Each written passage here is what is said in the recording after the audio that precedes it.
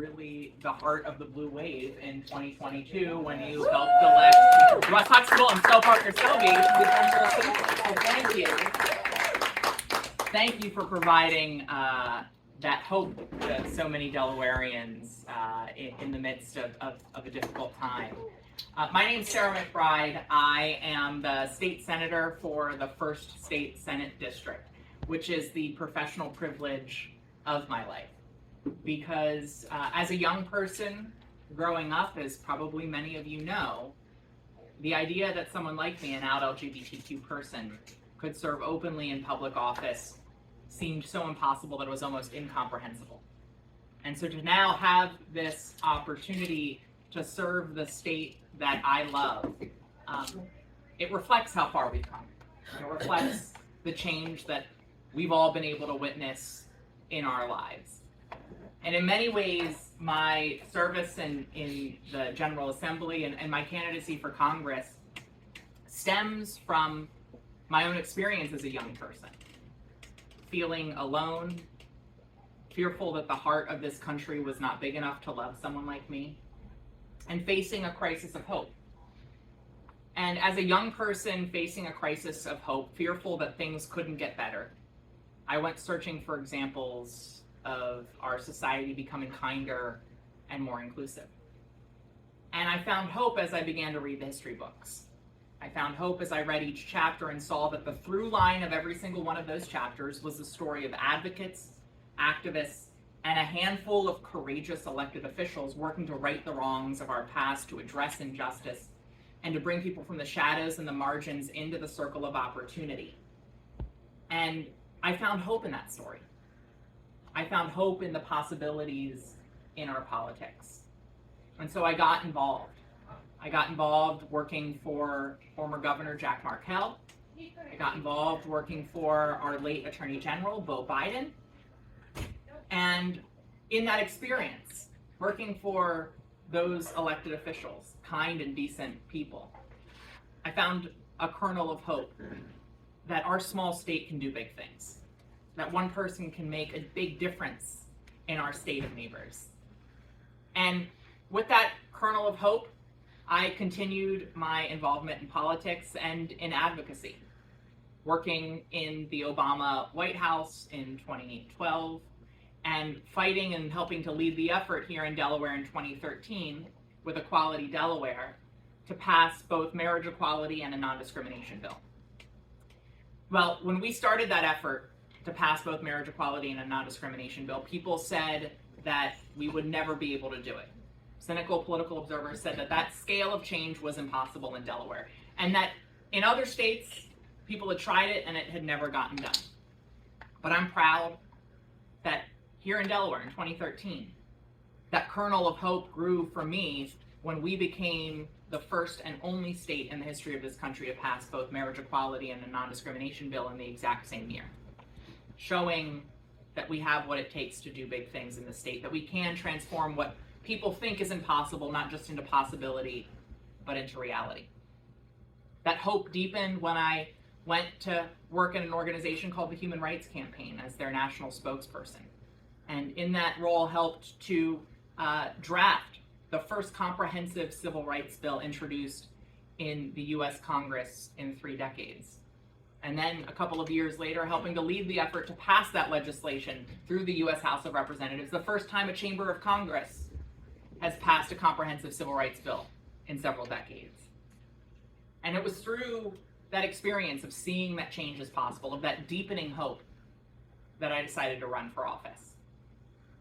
But that decision wasn't just rooted in a deepening sense of hope that I felt, but also a deepening sense of urgency. That was rooted in the most formative experience of my life as a caregiver to my husband, Andy, during his battle with cancer. And anyone who has been diagnosed with cancer or knows someone who's been diagnosed with cancer, you know that it is a punch in the gut like you've never experienced. And it feels like the world is crashing in on you. But from the first moments after hearing that word, Andy knew how lucky he was. He knew how lucky he was to have health insurance that would hopefully save his life. And we both knew how lucky we were to have flexible workplace policies that allowed him to focus on the full-time job of getting care and me to focus on the full-time job of caring for him, of suctioning his tracheostomy tube, of tending to his wounds, of changing his feeding bag. And then eventually, when he found out that his cancer was terminal, those policies and that coverage allowed him to live as long as possible and allowed for us to get married. Even until his last breath, Andy knew how lucky he was.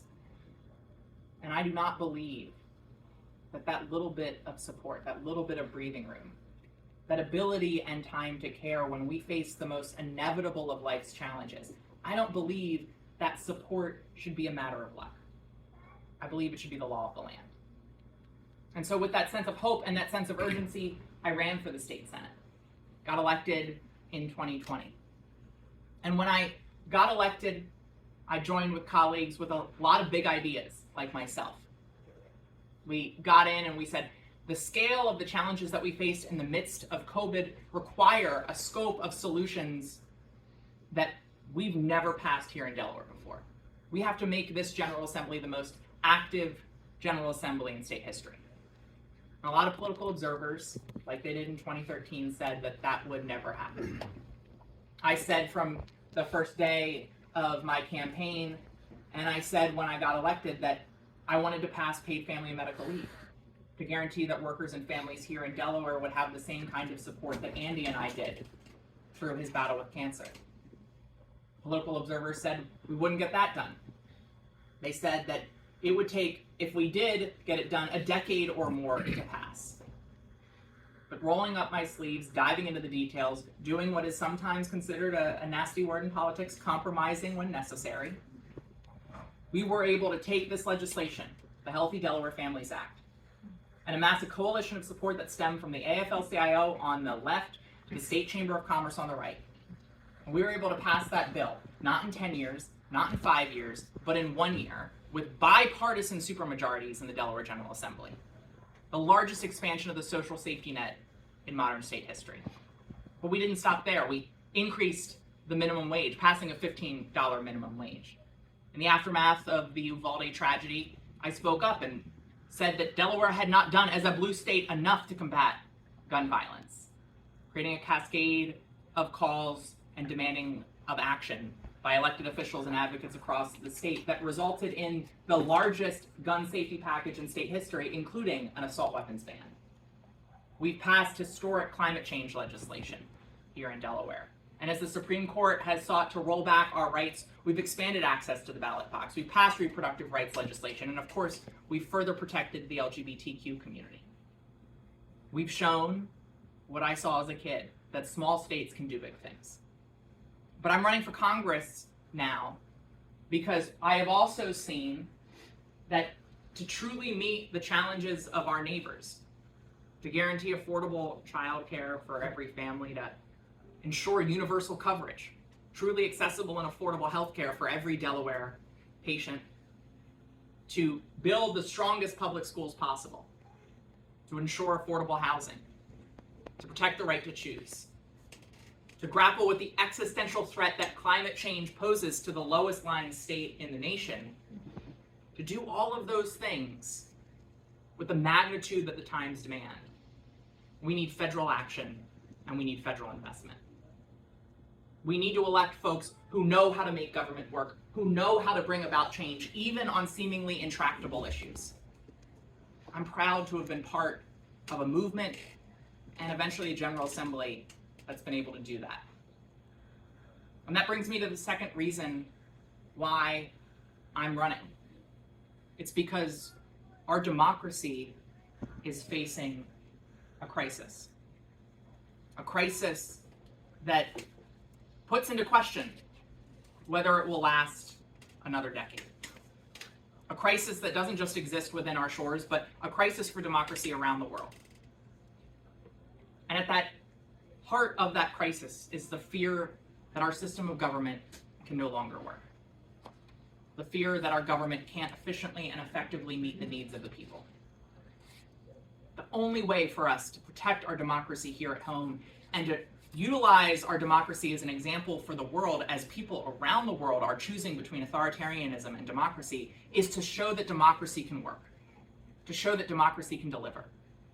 And so we've got to elect people to Congress who will do that, who know how to do that, and who are committed to pushing through some of the perverse incentives in our politics to scream and shout, but to never get things done, and to find common ground where it's possible, and to deliver meaningful results for people.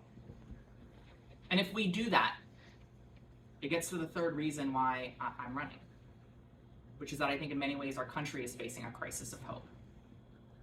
And I think right now, for so many of us, for us as Democrats, the greatest risk we face is not that we underestimate the challenges in our way. The greatest risk for us is that we lose the hope necessary to see this fight through. Right now, it feels different than 2008 and 2012, where it felt like if we simply worked for it and fought for it, change was inevitable.